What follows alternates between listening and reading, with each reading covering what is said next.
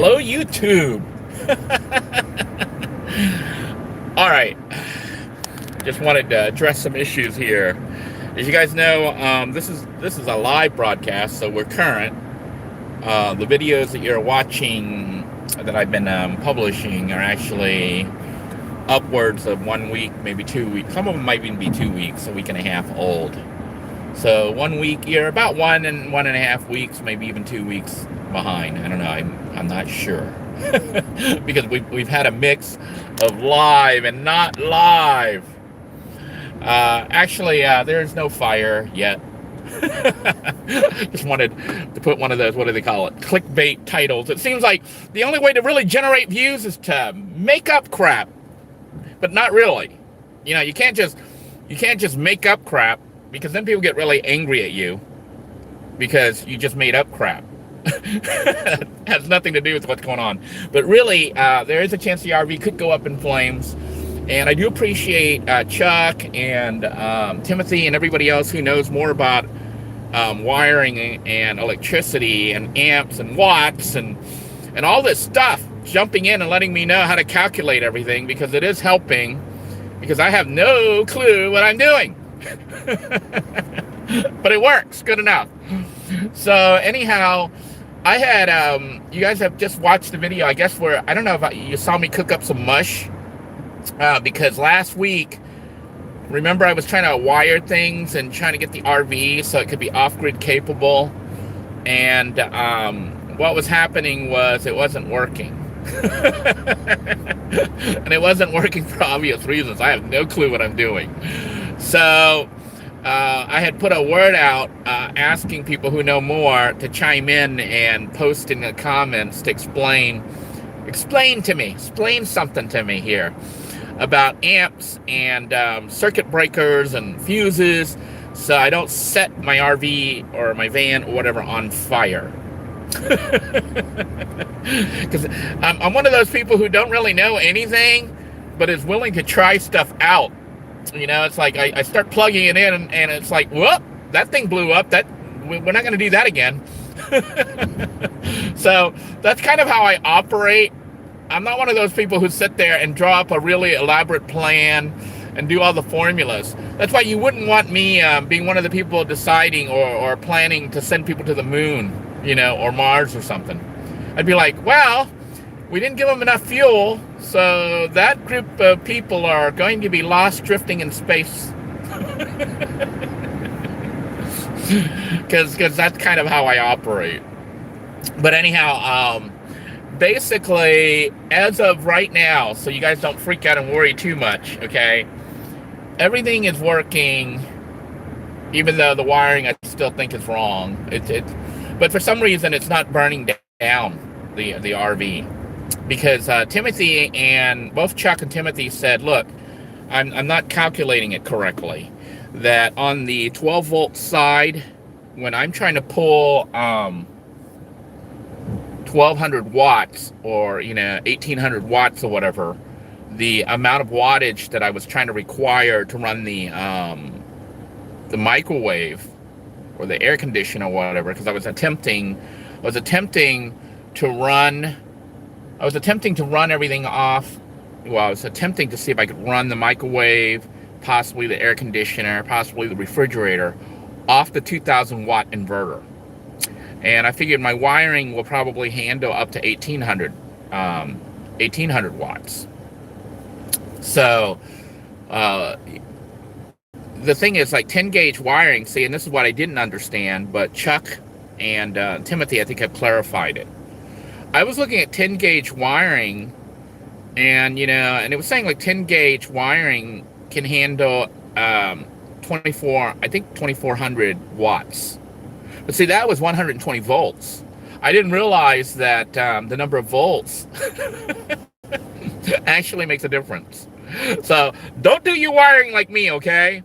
Although you could after it works, just know that it works, but it may not be the safest. The safer way to do this would be to make sure you read the comments and check out Chuck's really elaborate explanation, as well as Timothy. They seem to know their stuff as far as electricity. But essentially, the voltage that you have, whether it's 120 or 12 volts, makes a difference, okay, on the watts that you're pulling through. If I'm not mistaken, if I understood, I didn't really read everything in detail. I just kind of glanced over it real quick. But what happened was I didn't want to get anything larger than 10 gauge wire. As far as larger, I mean a smaller number, because it's a thicker wire. And the reason is because hooking those kind of things up, it's harder to wire stuff. Like bigger stuff, you need heavy duty connectors and stuff. Basically, electricians, I guess, deal with this stuff all the time, so they know the stuff you need to get. I don't know what to get, and I was just grabbing mostly off-the-shelf components from Walmart or Home Depot. So most of that stuff for consumer use is mostly going to be like 12 or 14 gauge stuff. Even finding the 10 gauge stuff was hard and difficult. Like, for example, I didn't even use the proper switch, okay?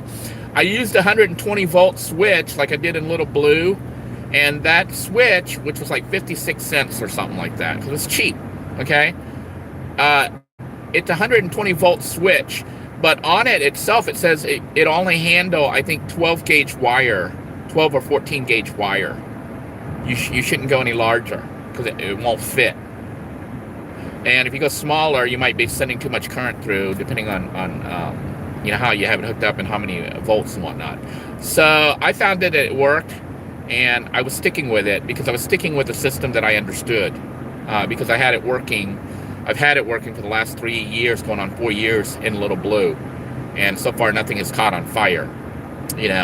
And basically it was just put together through trial and error, which it may not be the best way, but when you're on YouTube, there are all these experts on there, and some are armchair experts, but some people really know what the heck they're talking about.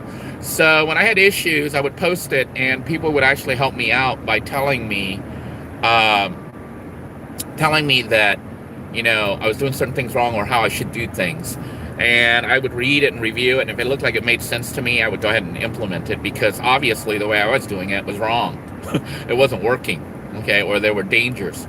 But anyhow, ideally you use the thickest gauge that you can get, because then it can handle the maximum current flow. And the issues that you have with wiring is that if you use a smaller wire than you should, and you're pulling a lot of amps through it, it gets hot, like a cooking element hot. It gets, what they do on the cooking element is they have all that current going through, and they make it small and twirl it around, in that spiral pattern to make a resistance that causes the thing to glow bright red. That's how hot it gets. It's hot enough to catch things on fire. Well, your wiring is similar. Like if I took wire and started wrapping it in a circle or a spiral pattern, it would probably get hot and catch on fire also, because of the resistance that you create. But long story short, okay, I do appreciate all those comments from Timothy and from Chuck, because I think anyone who's going to be doing wiring and stuff, you really want to read those comments where they show you how to calculate how many amps are going to flow through the wire at what voltage, whether it's 12 volts or 120 volts. We haven't even jumped into 24 volt systems. But basically, you have to do all these conversions, and you need to make sure that you have the proper wiring for the amount of amps that you're going to be pulling through. Because if you don't, the wire can melt. And it's not just that the wire can melt; the wire will actually heat up. Okay, the wire could heat up to the point where the rubber or the plastic coating that they put over the wire melts, and then what you have is a live wire touching the frame, which gives you a short, which makes it even worse, because now you have high current passing through, and of course that's how your vehicle catches on fire. So wiring is one of the things that I think some people think it's really simple, but understanding it is a little bit difficult for me. I do know that the way I have it works right now, even though right now it's not the best, okay? Because I'm reading all this stuff from Timothy and from Chuck, and I'm like, oh man, I really didn't do this right. I mean, it works, and I'm not sure why it works, but it works. Okay, and what I have essentially in my system right now, which I may upgrade or I might just leave it, because there's some safety that was designed into the system with fuses. You know, the automotive fuses that didn't blow yet. And those fuses are supposed to blow if the number of amps get exceedingly high, or if there's a short circuit. The fuse that I put in, I put it right by the battery, so that if something happened, like there was a short circuit, or I was trying to pull too many amps through my little itty bitty wire, the automotive fuse would blow, would pop, melt basically, and that's supposed to cut off the system. Well, right now I think I have a 25 or 20 amp fuse in the 12 volt line, okay, 10 gauge line, and it hasn't blown. I've looked at it and it looks like it kind of semi melted. So I know I'm pushing 20-25 amps. Okay, ideally I wanted 30 or 35 amps, because I figure I don't really want more than 30-35 amps to go through those lines. But then after looking at the calculations that Timothy and Chuck were saying, if I'm trying to pull 1800 watts or whatever, potentially for the microwave or the burner element, then that's, I think, 85 or 100 amps through a 12 volt system. Which means if I was pulling 85 or 100 amps, I don't understand why my fuse isn't blowing. So there's something about my wiring that's not allowing or actually stopping the amperage, the amps from going above 20 or 25 amps. And it may be because of the way I have it banked. The vehicle has two different banks of batteries, okay? Actually 3 banks, if you want to call the starter battery a bank, okay? So the way the wiring is, try to picture this in your head. Under the hood on the left side, I have a oh man, you know what? I just missed my exit here. I need to go to the clinic, and I'm doing all sorts of weird stuff. But anyhow, on under the hood, on the left side at the front, I have the starter battery, and that's the normal 12 volt battery, which is used to start the vehicle. But when I have it switched to connect to the house battery system, it allows the starter battery and the alternator to charge up the vehicle house battery power system, so I can charge everything up, just by starting the engine and driving, or just starting the engine and letting it sit on idle. Even though that we saw that was dangerous, letting that vehicle sit on idle. It was producing so much carbon monoxide that the detector went off. So I don't really want to have it sit idle too much.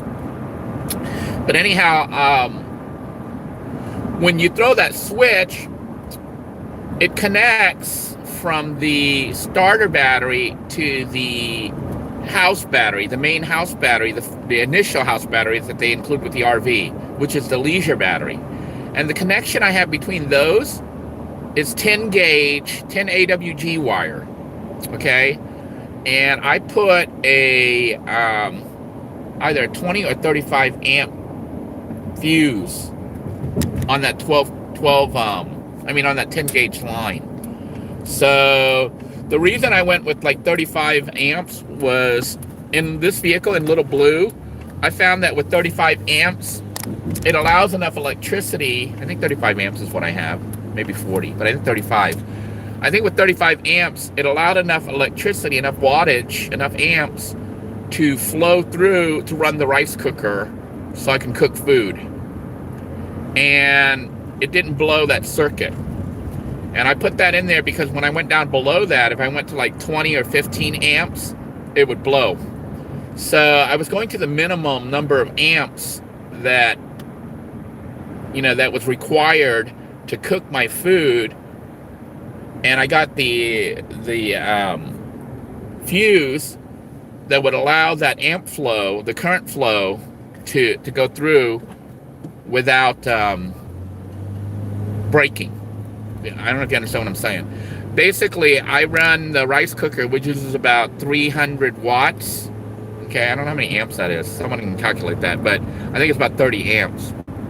But by putting a 35 amp fuse on the line, I can run my rice cooker fine. But if there was a short circuit, the 30 or 35 amp fuse would blow. Okay, and that's what the system was designed to handle, and it's been working fine. So knowing that, that was the basis of what I used to wire the RV. But I also knew that I was planning on trying to pull more amps, because I was trying to run a microwave that might require as much as 800 to 1200 watts. So I started calculating, and I was like, well, based on my inverter that I had already bought for the Hurricane, it was a 2000 watt inverter. That means that as far as my wiring and stuff inside the RV, I really need to wire it so it can handle up to roughly 18 to 2400 watts. I don't plan on going over 1800 watts. So that means the wiring, as far as my wiring was concerned, if my wiring will handle 2400 watts, I should be fine. The other thing that was giving me a little bit of a safety, comfort, was knowing that the RV itself is wired so that you can't exceed, I think it's 30 amps, 25 or 30 amps. Yeah, 30 amps. The RV itself, the way they have their circuits and everything, you cannot, I'm trying to figure out where I am right now. I'm like totally lost.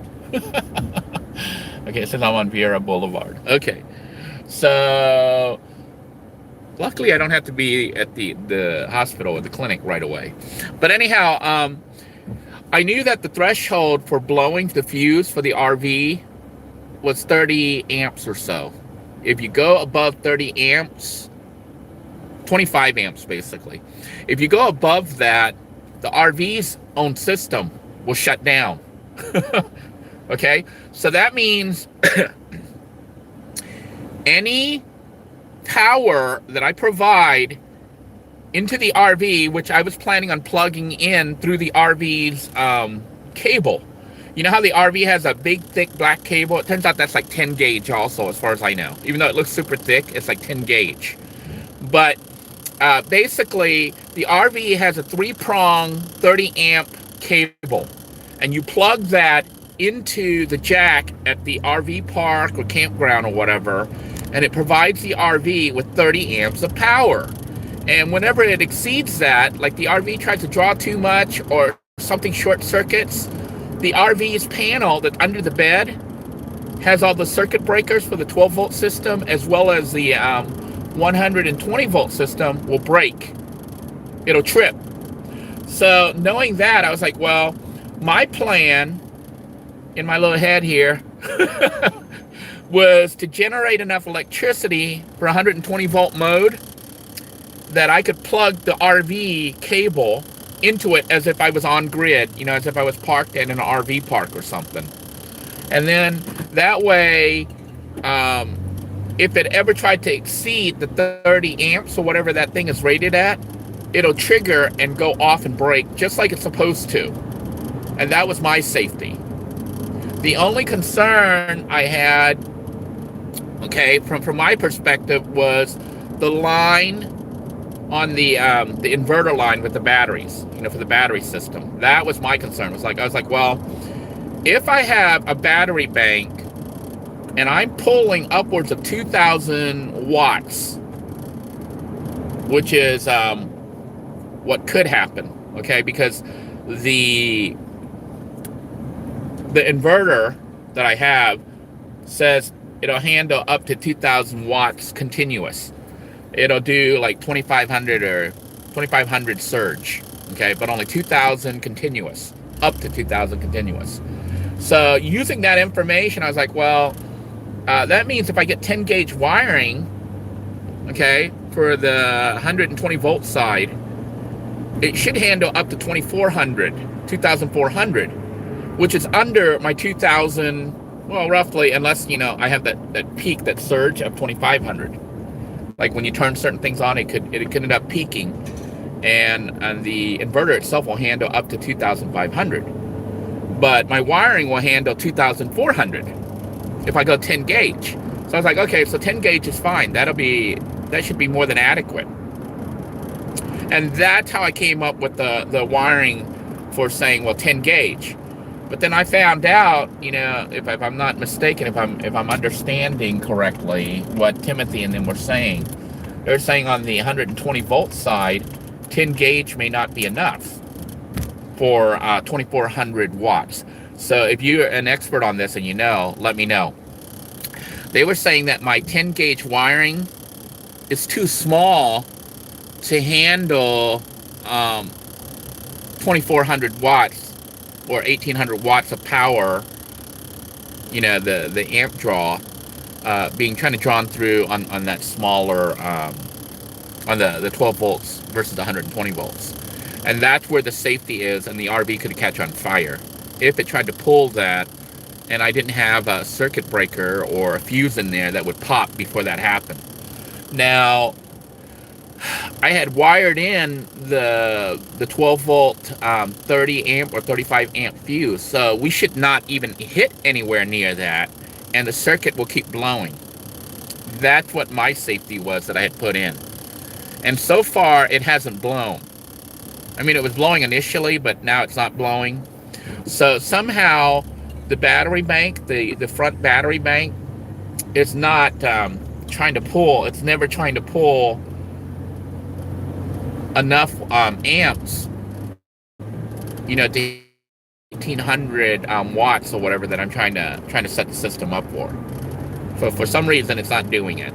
Maybe because of the way I have the battery bank split up and how I wired it in, not from. I'm trying to figure out where the wire comes from.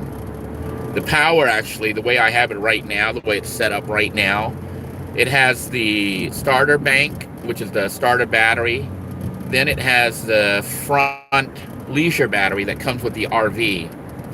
Then it has a second bank of 300 amp hours. That is on the RV batteries that are all brand new that I bought, that I mounted underneath the RV in one of the storage cabinets. So I take the power from the 300 amp hour, and that's what I run directly up to the inverter. And for the wiring for that, I used 4 gauge, I think. I ended up using 4 or 6 gauge, but I think it was 4 gauge, which is pretty thick and should be able to handle it. Even though the inverter itself, it had a warning on there that says that if you're planning on operating it and you want it to be under warranty and stuff, they recommend I think it was 1 gauge or 0 gauge wire, which would be super large. And it had to be under so. And not only that, looking at how thick even 10 gauge is, I'm like, there's no way. And then I looked at the 1 gauge that I saw at Home Depot, and it looked huge. I was like, I can't pull this stuff. I don't have the tools and the connections. So wiring it properly, I may need to learn all those tools and connections and how to do it. But the way I have it right now, I bought 4 gauge automotive battery cables from Walmart, that were about 5 or 7 feet long. And I have it wired. I drilled holes into the floor of the RV to connect to the batteries in the storage bin that's underneath. And that's how I have it wired right now. And so far, it seems to be working fine. Now, I do not have a fuse, though, between the 7-foot wire that goes to the inverter and the battery. I don't have a fuse, because if I did have a fuse, I'm pretty sure it would be blowing, unless I was putting in a 100 amp fuse or something like Timothy and them were talking about. Because I suspect that it was pulling the heavy duty current flow from the 300 amp hour battery bank, and it was running through the 4 gauge wire. And then the 10 gauge wire that's connected to the initial battery bank that's under the hood, the leisure battery, it's only pulling that as supplemental and not pulling the full 1800 watts. You understand what I'm saying? So I think that's why the system is still working and hasn't caught on fire and fuses aren't blowing. Because I did try it out and I was able to run the microwave off the inverter. So I'm able to cook food, and I'm even able to run the I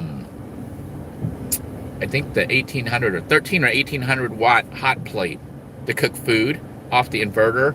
But typically I will have the vehicle running when I'm doing that, so that it's generating electricity to refill up the battery bank that it's pulling the power from.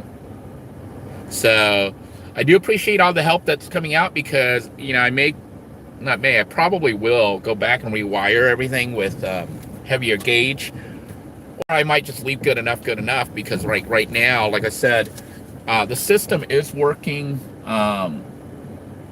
It hasn't melted my safety fuse, which is a 30 or 35 amp fuse.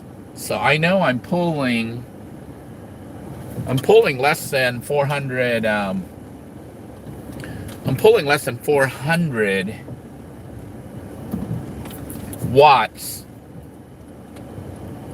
I'm pulling less than 400 watts between the first battery, leisure battery bank, and my main 300 amp hour battery bank. And I'm also pulling less than that when I run the engine to charge up the system. So feel free to comment down below. I'm gonna read it and analyze it and process it some more, and then go through and possibly modify my wiring if I can find the right connectors and stuff to handle that. But meanwhile, the system, like I said, is running right now. And as far as on the generator side, we bypass my electrical system. On the generator side, what happens is you take that black cable that normally plugs into the RV, when you go to an RV park or something, and they have gridded power. So I just plug that right into the generator, and the generator is generating 120 volts at up to 20, I think it's like 2800 watts, okay, of power, potential power. So it's generating that automatically, and it's going through the RV's power system and distributor. So if there's an issue, the RV's circuit breakers and fuses will blow.